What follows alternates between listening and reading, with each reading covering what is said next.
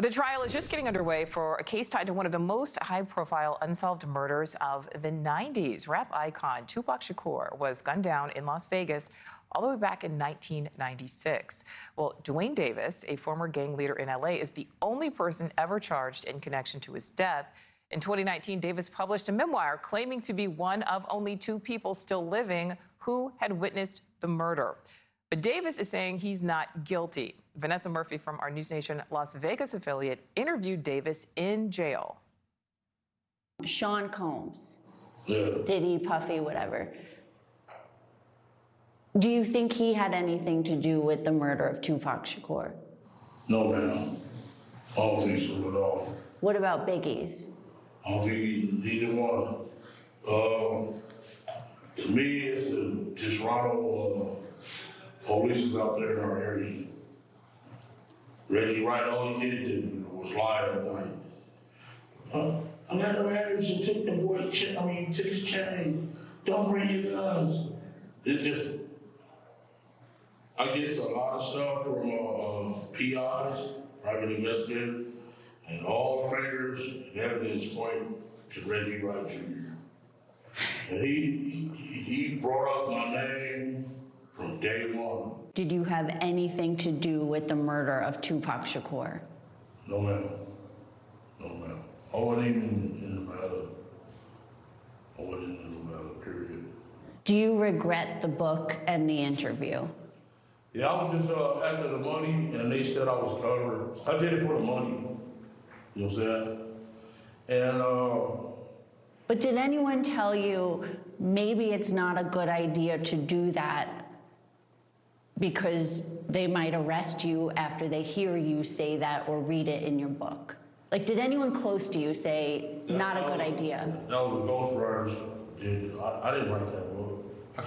You know what I'm saying? I don't know nothing about no Winston Churchill, Frank Sinatra. Just read the book. You know I didn't write that book.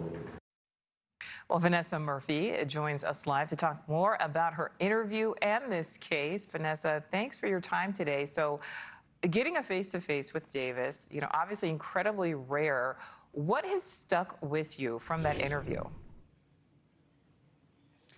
The fact that he did this book, he made admissions in other interviews, and now his story has totally changed. And you heard me ask there, did anyone around you say, maybe it's not a good idea to say you had something to do with this? And he's saying, look, they said I was covered. It seems like perhaps he didn't really think about what could be consequences. Now he's been in jail. He was even in prison for several years here in Nevada. His life is totally changed. He has a grown son. He has grandkids. He was living his life in Henderson, Nevada.